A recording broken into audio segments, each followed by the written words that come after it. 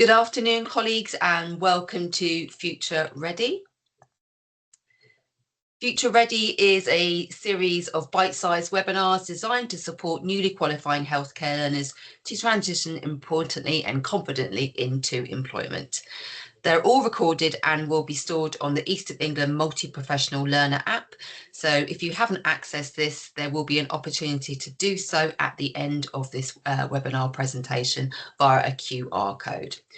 There are lots of useful tools, and electronic copies of this presentation will also be stored on the Healthcare Learner app. So welcome to workshop 3 of 6 of the series. As I've said, this will be recorded and stored on the app.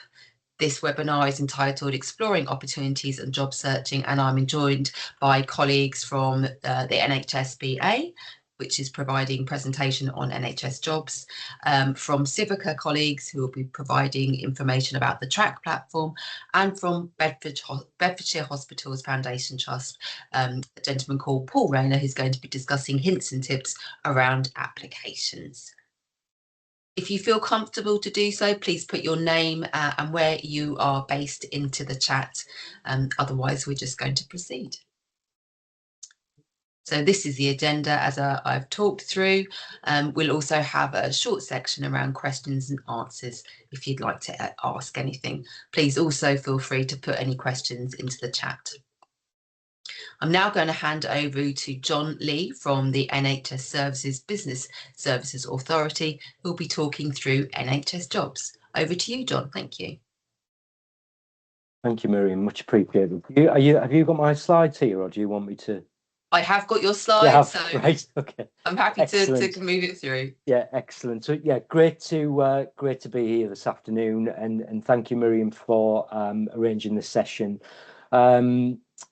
Fantastic opportunity to speak to a very talented audience, so pleasure to be here. As Miriam said, my name's Jon Lee. I'm a stakeholder engagement lead for the NHS Jobs Service. I'm going to take you through a couple of slides just to introduce you to our service, I suppose to set the scene, and then I'll hand over to Lucy Brown, one of our digital system training leads, who will run through a demo of the system to make sure you're able to get the most out of your job search. So NHS Jobs as a service, we are designed or being designed using government digital standards.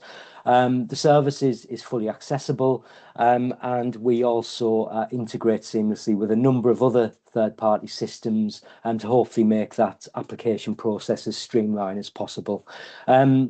NHS organisations, or some, use third-party providers to support their recruitment, and I know you're going to hear from one of those a little bit later, namely Trac. But just in terms of our system, you'll see that we've got over 8,000 organisations are registered with us to advertise their vacancies.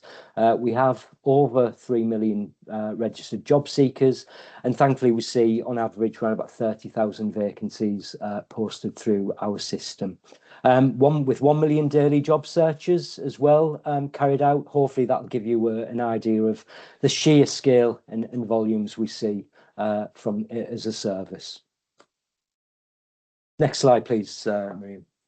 So NHS Jobs is the official recruitment service for the NHS in England and Wales. There are over 350 different types of roles, from IT, administration, right through to clinical surgeon, directors. And as an applicant, you would have access to thousands of roles in one place. You're also able to store personal details to make faster applications, confirm or reschedule interviews, accept offers, and provide reference details and pre-employment checks, really making it a one-stop shop for recruitment within the NHS. That's kind of all I wanted to run through as an introduction, as I say, just to set the scene with regard to who we are and what we do. But I'll pass over to Lucy now just to kind of run through some demonstrations of the service and show you how straightforward it is to use. Thanks, Miriam. Thanks, Jon Lee. I'm going to very quickly share my screen, so hopefully everyone can now see the main homepage for our NHS Jobs website. I'm going to start quite at the beginning, really, how to create an account. If you haven't already got an account, I'm just going to demonstrate how easy it is to set yourself up on our system. So if you click the Create an Account tab up in the top right-hand corner, it's going to ask you for your name. And when you click Continue, it'll then ask for your email address. I'll use that as my example. Click Continue again.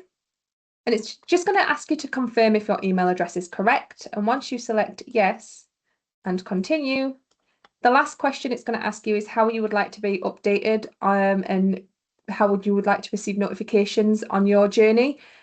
So if you've applied for a job and you think you'd prefer to get an email or a text, you've got lots of options down here. You can get multiple notifications. And then as soon as you select continue at this stage, your account will be created. As I'm going to demonstrate everything on the live system, I'm going to very cheekily click the top left-hand corner and go back to the home page and sign in on an account I created before, very Blue Peter style. There we go. So one shot in the system, you'll notice right up at the top here, you've got your search bar, your saved jobs, your job alerts, your profile, and your applications. I'm going to go through all of these sections, but I'm not going to do it in order. I'm going to try and do it in a way that makes sense for the journey that you're on when you're creating a profile and searching for opportunities. So if I start with your profile and I click this link, it's going to take you to a page where you can input information regarding your qualifications, any training you've had, your job history, and then there's some equal opportunity questions at the bottom. If you fill these sections out when you set up your account, it can save you so much time, as all the information here will be taken digitally from your profile and put into any applications that you fill out. So instead of having to repeatedly put in all your qualifications and all your training, which can be quite a daunting task, it's going to do it for you. So hopefully, instead of spending an hour on an application form, you might only need to spend 45 minutes, half an hour, 45 minutes on it instead. So it's well worth setting this up. I'll go through, I know ours is completed, but I'll quickly, if I click into qualifications, just to show you how they work, it's going to ask you, have you got any qualifications?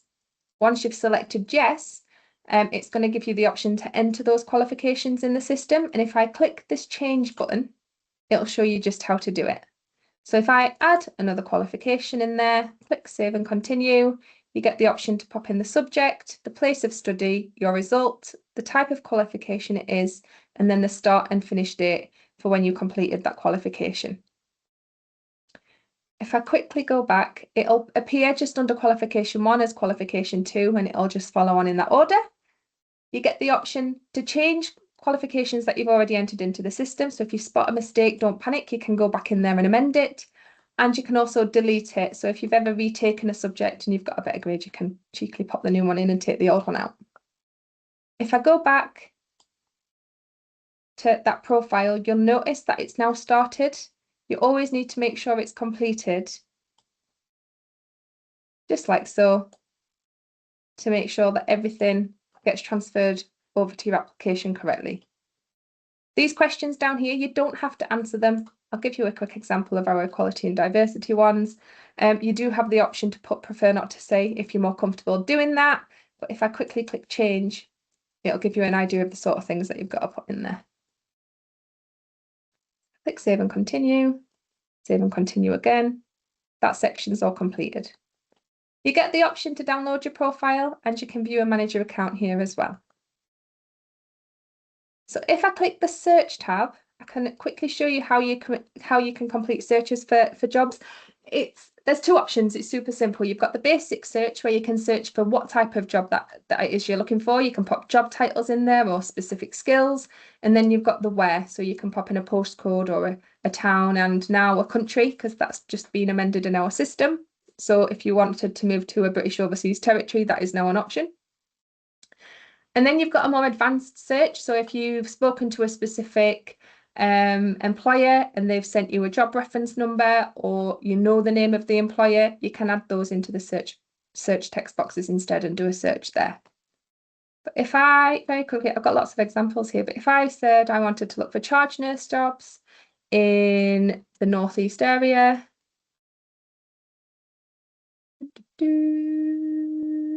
take that bit out. duplicated it, click search, and then it's going to bring up any jobs which relate to charge nursing in that area. There we go. You do have filter options, so you can change the distance. You could extend it to a 20-mile radius. There is a COVID-19 filter. This isn't really relevant anymore, but back when COVID-19 was our main priority, some jobs came up for staff that were basically within that sector and that sector only. But if you are still looking for COVID jobs, that is there. And then you've got working patterns, so if you're looking for full-time or part-time. You've got contract type, so if you're looking for permanent or fixed term contracts. You've got staff group, so which sector you're looking for your job.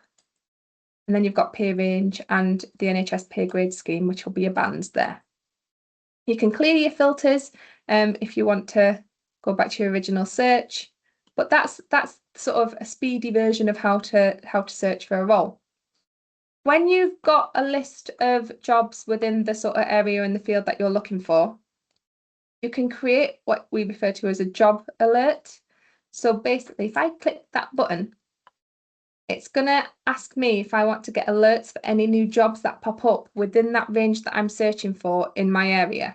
So I'm looking for a charge nurse job within a 5-mile radius of Newcastle upon Tyne. If I click yes and save and continue, it's going to ask when I want to be notified. So you can select daily or weekly, and you'll get an email to your mailbox if any new jobs within that field that I'm searching pop up.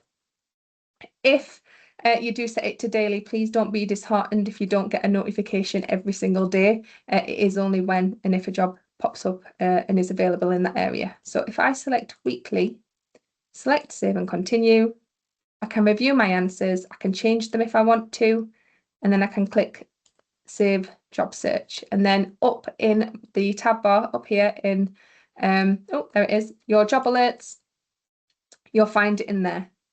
If after a few months you've decided, no, this is not working, I want to change it, you can go in there, make amendments, you can change it to daily, or you can remove it and do another search for maybe a bigger radius. It could go up to a 20-mile radius.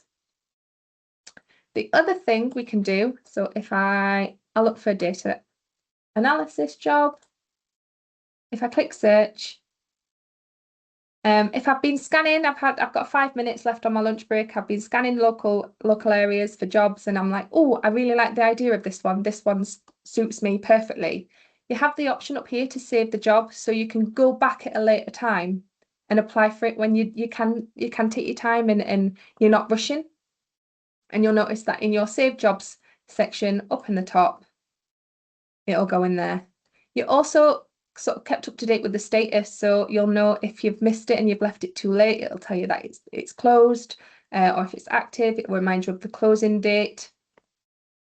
But if I click on one of our examples here, I'll show you what it actually, oh, that's an old one. Let's go back. I click on this one here. This is what a job advert looks like within the NHS job system. So you've got the summary, you've got the main duties. There's always an About Us section about the organisation. You'll get all the job details such as pay, the contract, the working pattern. There's that reference number that I've mentioned earlier. You'll get the location. There'll be supporting documents from the organisation, which might include the benefits and things. And it goes down through to person specification, which is your essential and your desirable criteria, your qualifications, experience, anything else that they deem important for the role. So it might be that you need to have a DBS check, and then you get the employer details here. So if you wanted to apply for a job, you'll click the big green button, and you'll notice that this one's taken us to a third party. So don't be put off if you do see this link. Please don't panic. If you click continue, it will take you to another ATS where you'll be able to complete the application form somewhere else. You're still going to be filling in the same information, and you're still going to be sending it off to that same employer. It's just that they receive their application forms a little bit different. If I go back into Trac and go back into another example of my Save Jobs, I've got a, I'm hoping this one works. There we go. So if I apply for this job, this is where this one's going to keep us on NHS Jobs. So this employer uses the NHS Job systems to receive their application forms. It'll always give you a quick list of things that you're going to need. But if I start the application, the first thing it's going to ask me is if I want to use the information that I've saved for my profile on my application form. If you don't want to use it, that's fine. You can select no. But that time you spent at the beginning when I showed you your profile, if you click yes and save and continue, oh no. That's because I've applied for it so many times. Let's see if I've got another one. But it's going to copy all of this information in there. So the only outstanding information it's going to ask is for your right to work. It's going to ask for the essential and desirable criteria. So that's the skills. They'll probably want to know if you've got any experience doing anything. If you're applying for a managerial position, they might start saying, can you provide us with some examples of when you've been in a manager's position? The more desirable things may be that you've got a specific qualification that you would need to work towards if you were in that position. But if you've already got it, it's going to save them money and it's going to save them time. But I'm going to give it one more go and see if we can apply for a job in the NHS job system. Pop up, trying to find one. I don't know if anyone's got any questions while I have a quick search.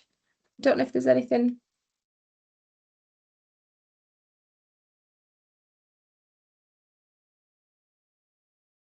I don't think there are any questions, No. Lucy. There's nothing in the chat. No. No, it's fine. I think most of the examples that I'm going to click on are going to take me to a third-party website, but my main take is please fill out your profile. If you fill out this bit of information when you set up your accounts, it is going to save you a lot of time, and that information will copy over to your application forms. Obviously, all organisations ask for different things within their application form, so showing you one, it's going to be different to all.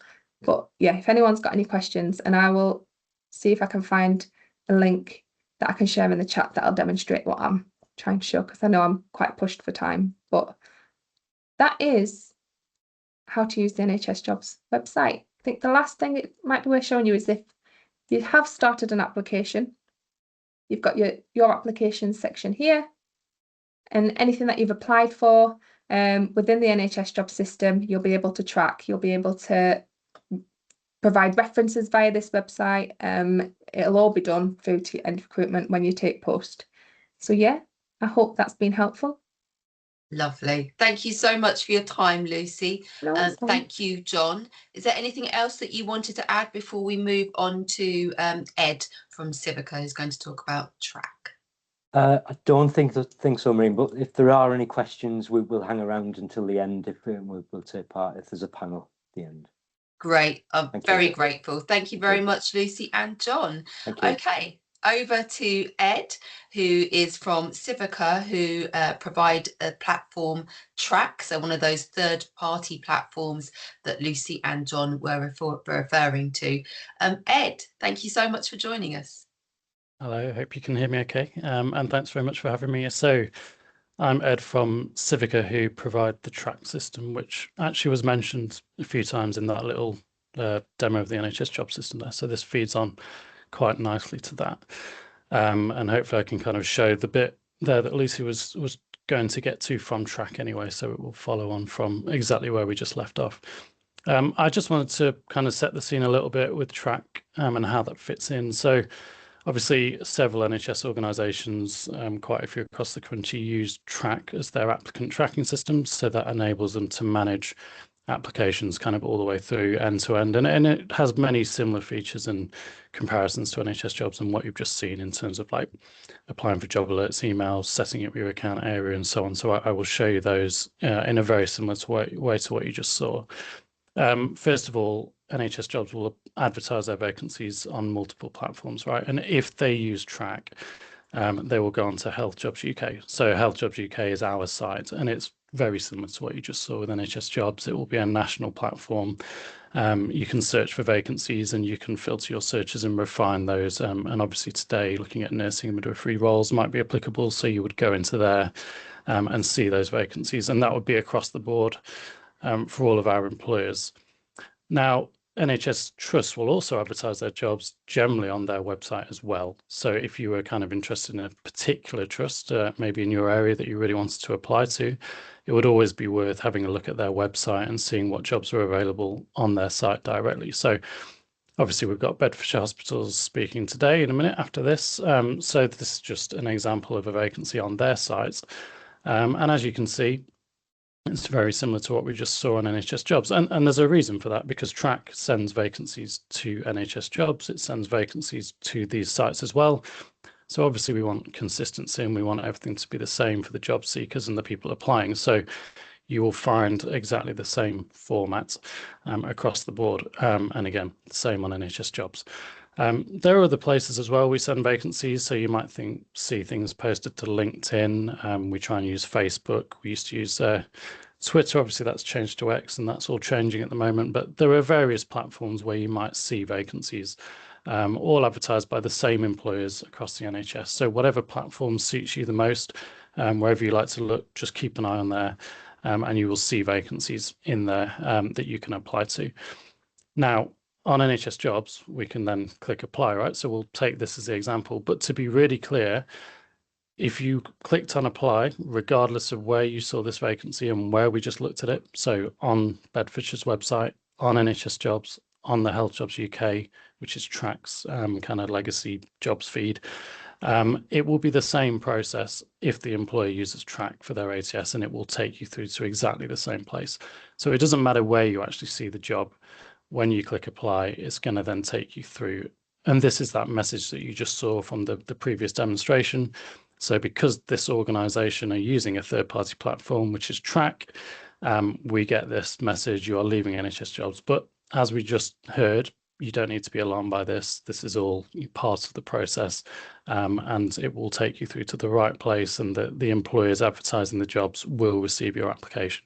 So don't be concerned if you see this site coming from NHS Jobs. Okay, so we can click on there and it will take you to Trac. Now on the previous demo, you saw the login page. I obviously already have an account and I'm already logged in. So it's asking me for my password. Now, just put that in. If you don't have an account, I think you saw on the right-hand side, potentially it was very quick, but if you go back and had a look at that, there is a page to register for a new account. So in the same way that we just saw with NHS Jobs, if you don't have an account with Trac to begin with, you will need to register for a new account. And I would encourage you to do that even at the stage of looking for jobs, not just applying for them, because then you can set up things like job alerts, emails, and you can see and build your CV and so on ahead of time, so we can see all that information. So if I go into my account, I can then apply for this vacancy. Okay, it's going to ask me some kind of initial questions. Very important you answer these appropriately and correctly, because they will filter through to the next stage, and some employers might have filtering and blocking questions, or they might direct you to certain locations depending on what you answer. So take your time to read these and have a look at them. This example is going to make me say yes, for example, to having a pharmaceutical education. Maybe I should have chose a more specific job that's relevant to this, but this one needs this pharmaceutical registration, so I need that to apply. And if I said no, it wouldn't let me. So just important you read those and you obviously answer those as appropriate. And then we can click on continue and it will take me through to the next part. And so on here, again, just like NHS Jobs and we just saw, we can either use a recent application, so one that I've already submitted to another trust. So I've got a test vacancy there, which is to Hook, which is Hertfordshire Urgent Care. So that's a job that I've already applied for in the past. The benefit of doing that is that it will let me obviously populate the sections with the information from that previous application. And if you haven't applied for a job, you could then use your online CV. And if I just go through to Trac in the same way, trying to demonstrate this in a way that flows through exactly the same kind of challenges, we then have our account in the system, which is where you will manage the process that you are going through. So in here, I can click on my name in the top right-hand corner and I can go to my profile. And in there, I can set my CV, so my online CV, I can populate with all the information about the vacancy that we're going to apply to. And exactly as you just heard, this is going to then save time in the long run, because if you have this information, you won't need to enter it all at the point of applying. So if I just click on launch application using my recent application form, I can then go in and just show you what that looks like. It will have lots of different sections. And again, going back to the last demonstration, this will depend very much on the application form that the employing organisation is using. So some will have different sections and different questions that you might need to answer. So the system will take the relevant bits from your CV and your previous application that it can, where there is a crossover from that previous application. If there is anything new, you would have to go into it, and you can then obviously populate that information. So if I open one of these tabs, we can then see it's got the information, we can see it's got my address and the information pulling through from the account area, and I can then update that if I wish, put anything I need to, and then save and move on to the next one. And if there's a mandatory field that is missing, in this case, we're asking you for an NI number, we can then fix that now and put that in, or we can continue and fix that later. So you can work through this application and you can work on it at your own pace. You don't have to do the whole thing in one go. And you can then go through the different sections until those are complete, and you can manage and review those along the way. Now, what will happen is that will go into your applications. So on Trac, you're going to have like a generic dashboard area that you can manage all this stuff through. So that's where you manage populating that CV that we spoke about. It's where you can set up jobs alert emails as well. So I'd encourage you to do that. Okay, there are lots of NHS organisations that use the Trac system, so you would get the alert emails through Trac, and in a similar way you can set those, depending on frequency, location, employer, type of job that you're interested in, and so on. So you can go in there and you can do that. And then we can also manage the application that we're submitting. So obviously I've just started an application there. So if I go into my applications, you would expect to see a draft application, which we can now see. So I can go in and I can complete that application if I want. I have actually started that on Bedfordshire Hospitals site, so I'm sure you'll appreciate my pharmacy application coming through in a moment, even though I know nothing about it. So I'll try and remove that for you. And then we can see all the other applications that I'm managing. And the reason I also wanted to show you this is that Trac obviously then manages the process beyond the application. So into interview, if you're invited to an interview, if you are then successful, you'll be sent an offer letter normally from a trust, which will outline the details of the post that you've applied to and that you've been successful for. And it will then tell you a list of next steps that you need to complete, because going into NHS, and I'm sure we'll come on to it, there's several employment checks that you need to go through to make sure we're compliant and make sure we meet the things that we need to appoint you into the NHS. And Trac manages those processes through here in a task list that you can see. So this application that I submitted earlier, in Blue Peter style, we have Dorset County Hospital Trust, and I can manage that application. And you can see here, it says that I have 4 outstanding tasks. So if I manage that, it will tell me what those tasks are. Okay, and in this example, I've been offered the job, so I can view my conditional offer letter. So I could look at this letter here and I could see the details of that. Okay, so it will tell me the email that was sent to me. It will show me the letter I was sent. And I can accept that if I'm happy with it, and that will then go back to the organisation so I can confirm my acceptance. And then you saw there was also other outstanding tasks that I need to complete. Okay. Now this will vary depending on the role. It will vary depending on the organisation that's applying and what bits of Trac they use. But most, particularly in the jobs that you're applying to, are probably going to need a DBS check, and you can go through that process in the system. Most organisations alongside that DBS are going to need an ID check, and there's a combination of digital and face-to-face identity checks that happen. So depending on the organisation, you'll have different approaches and different instructions. In this example, it's a digital check, and a lot will need new starter paperwork, like your payroll forms, for example, being completed through the system. And what we try and do in Trac is kind of encapsulate as many of those tasks as possible for you. And it will pre-populate the information from your account. So again, going back to the start of this, the more you can put into your account at the beginning, the more we'll go into your application, the more we'll then go through to these tasks at the end. So for example, when I click on complete my new starter paperwork, it's asking me to then complete a new starter form, and it's going to actually populate my information where I have filled it out in the system. And this is all to try and save you time, to prevent you having to, duplicate your data entry from the application, then into all this information further on when you've been offered the job. So really important to go into the system, manage your applications, view what's going on in here, okay, and then complete anything you're being asked for. The last thing I'll just kind of mention, just to make sure you're clear, is that I would always advise that you log on to the system as regularly as possible to see what is outstanding. You can manage your application here like we've seen. You can check the status of it. You can see how it's progressing. You could see things like, reference information and so on, and how that's progressing. So it's always good to log in and check that progress. But I just wanted to also assure you that we would always communicate, and the trust will communicate through the system anytime you do need to take an action. So when you have submitted your application, you will get a confirmation email. If you are invited to interview, you will get an email to tell you need to book your interview. And that will bring you back to these pages in the system to complete the task, but there will always be an email and a text message that comes through, and you will then receive daily reminders as well about any outstanding actions. Like this DBS check here, you're going to get a daily reminder to say this needs completing. So it isn't fundamental you're logged in all the time every day, but try and get into the habit of keeping an eye on it, and then you will receive notifications. And I'm sure we're going to come on to it, but the quicker you can do these things, the quicker you can log in and submit your ID or do your DBS, the quicker the employer can then initiate these employment checks, and then get you hopefully into the post further down the line.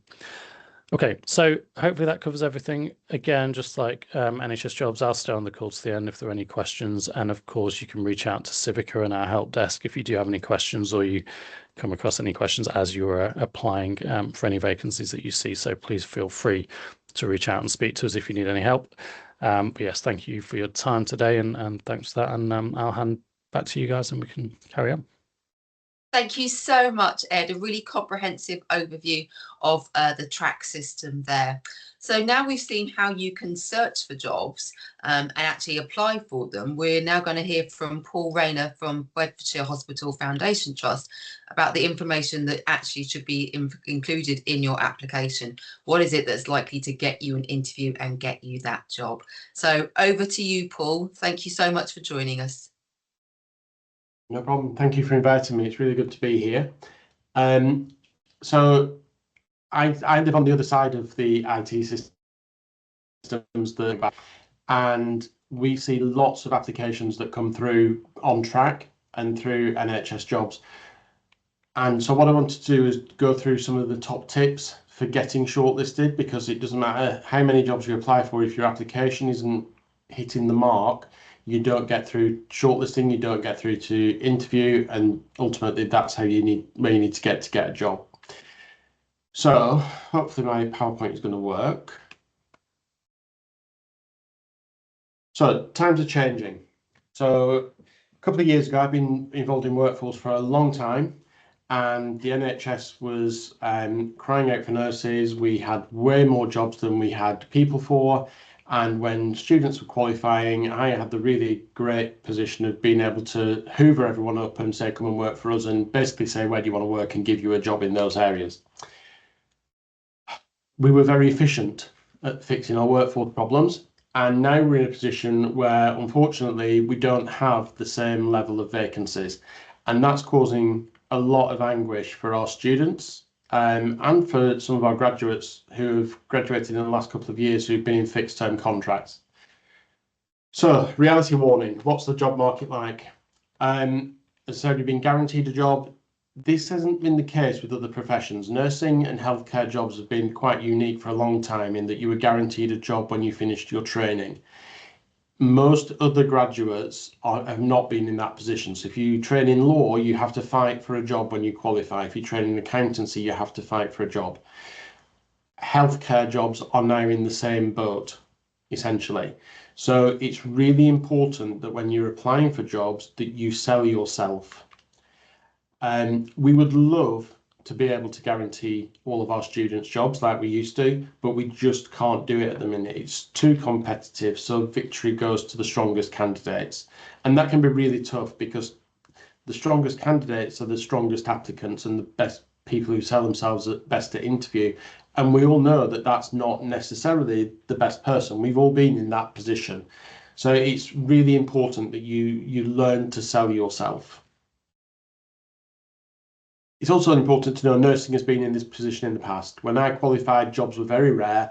I had to fight and sell myself. So we go around in cycles. The NHS is constantly in a cycle. I give it a couple of years and we'll end up in a similar position where we've got lots of jobs again. But that's going to take a bit of time to get there. So when you're applying for jobs then, as we said, most applications now are electronic, whether it's through Jobs, NHS Jobs, whether it's through Trac or other systems. What you need to know is that managers do not have any idea who they're shortlisting.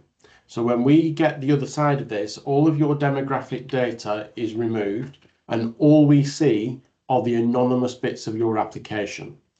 So we can't think, I'm going to jump on someone's name because I can see a face, Pearl. We can't see, Pearl, she's an amazing student. We really want to give her a job. Let's shortlist her. What we have to go off is what's on the system.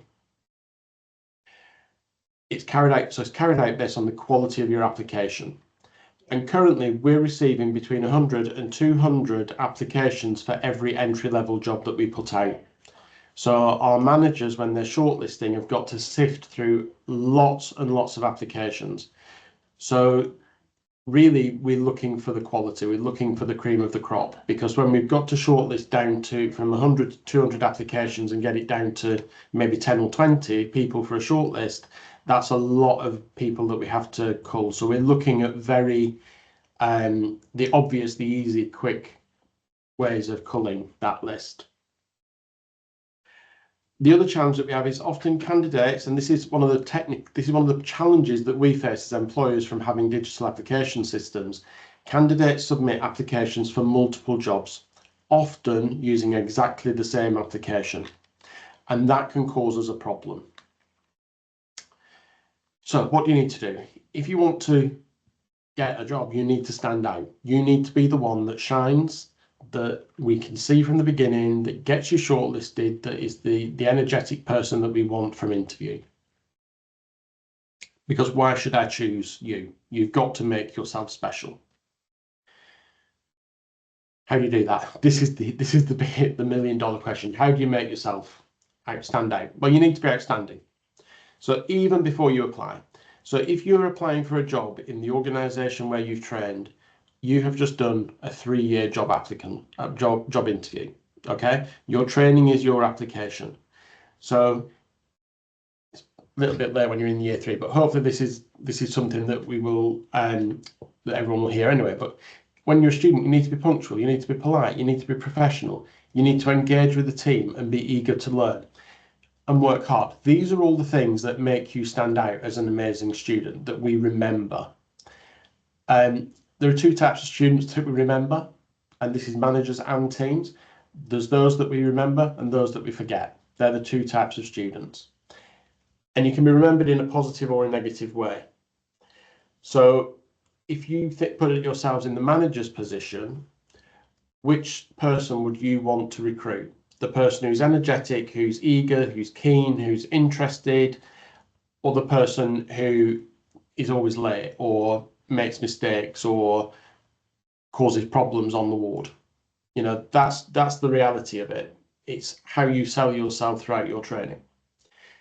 You need to be the nurse that the managers and the teams want to work with and want to work for them.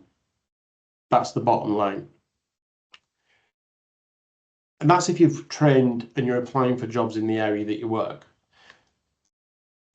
But if not, you need to make the effort. So if you are being recruited and you know who the recruiting manager is, contact them in advance. Have a conversation with them.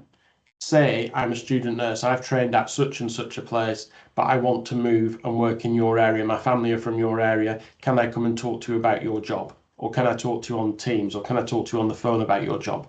Because it gets you over the doorstep. It makes it you look interested. It makes you a person rather than just an application.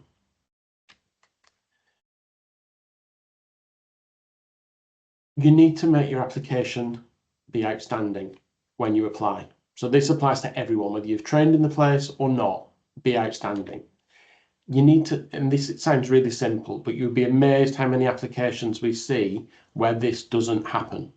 So you need to answer the questions that you're being asked in each section of the application form.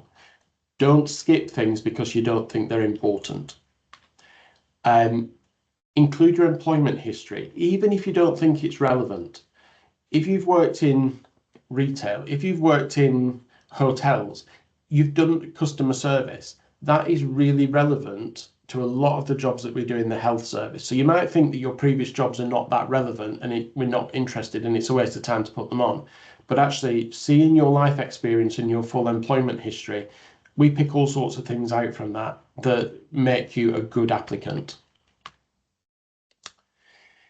Involve all your, similar thing, involve all of your learning and development, even if it's not related to nursing or the profession that you're in, because learning from other roles is really important. A member of my team got her job because she had worked for Clark's Shoes before she trained, and she was a manager in that business. So she's been a manager in a private sector business that was commercially sensitive. She's got so many transferable skills for the job that she does now. So putting those things in, it makes you more employable very often. Explain why you want the job and be honest. Say what your ambitions are in your personal statement. If this job is part of your pathway to where you want to get to, don't be afraid to say that.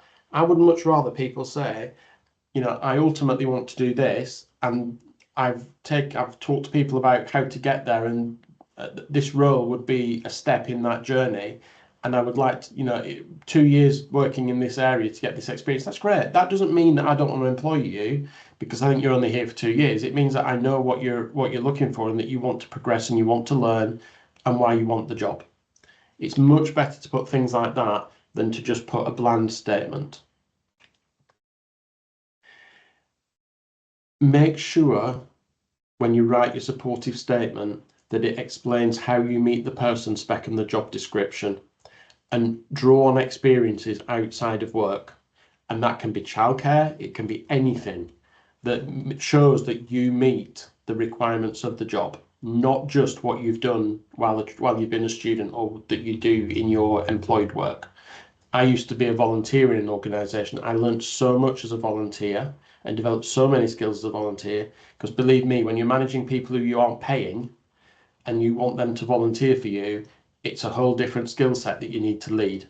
So things like that can be really, really useful and show more depth to you as a person. Make your application interesting and easy to read. When you've got to read hundreds of these things, it is soul destroying when it's all the same information. You need it to be interesting. You need to look at it, something that makes you wake up and prick up and think, oh, this is interesting. What's she got? That's what we want to see. It makes you stand out. You're much more likely to get shortlisted and get through to interview.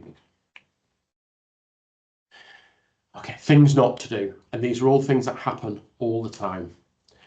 Don't miss sections of the application because you don't think it's important. We ask it for a reason. We want you to fill it in. So fill it in. If you don't fill it in, it just makes it look like you can't be bothered and that you're going to cut corners.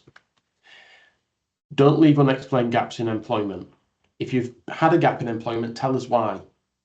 If you've had a gap because you've been on childcare or you've had an ill relative that you've been looking after, whatever it is, just tell us, because it looks really suspicious when there's a big gap. You know, is that gap because you've been looking after a relative, or is it because you've been in prison? We don't know. So if you don't tell us, we'll be suspicious. Don't just put your nursing degrees, your only learning and development. As I said, other learning is really important. And then please, please, please, please, this is a bit of a curse of having electronic applications. Don't submit identical applications multiple times for the same job. The reason for this is the shortlisting managers are often the same people. So if I'm shortlisting for jobs and I read your job application and you put in a comment that says, working in this field of nursing is all I've ever wanted to do, blah, blah, blah, blah, blah, I think, oh, that's lovely. I then go on and shortlist my next job for a different area, totally different specialty, and it's exactly the same. Which job is your preferred area? Where do you really want to work? Or are you just saying what you think I want to hear? So make sure that your personal statements are suitable to the job you're applying for.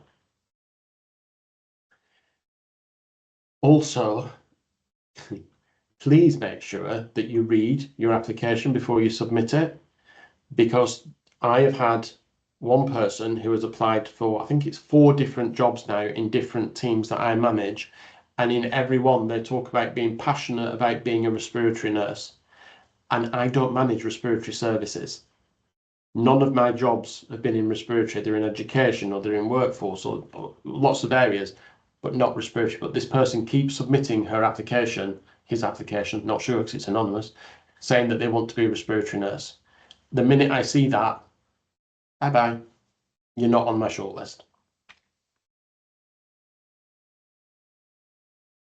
Now, a warning for the modern world, okay? AI is a very powerful tool and it can help you write really strong applications. I love AI. However, it's a tool and it's not the answer to every problem. I want to hear from you. I don't want to hear from a robot. So we're very good now at spotting AI generated text. There are lots of giveaways in the way AI writes things. Use it as a starting point. I suffer really badly with blank page syndrome. I can write a 50-page policy, but I can't write. The hardest bit to write is the first paragraph. So use AI to get you started. Get it to do you a draft personal statement that's relevant to that job, that builds on you, that's about you. But don't just submit what AI produces. You need to go into it and make sure it's in the language that you use, that it's about you, that it doesn't look like it's an AI generated piece of text. Because I'll tell you now, everyone uses AI. And if you're applying for the same jobs and you've got a similar background, you'll get the same personal statement. And when we've read it twice, we think, when we've read it 3 times, when we've read it 4 times, we've switched off. So use it as a really good starting point, but don't fall into the trap and don't get lazy and just use AI as it is. And also, when you get to interview, we're wanting to meet the person that's on paper.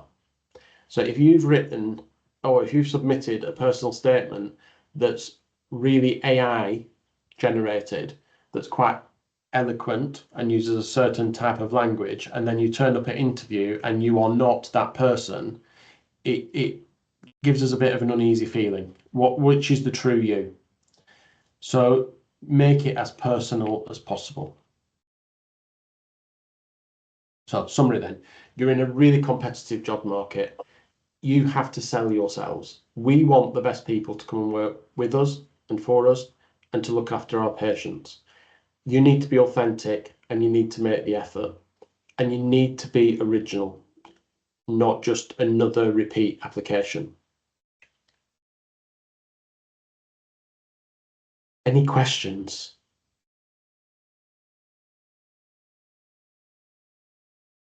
I can't see any in the chat, Paul, but thank you so much.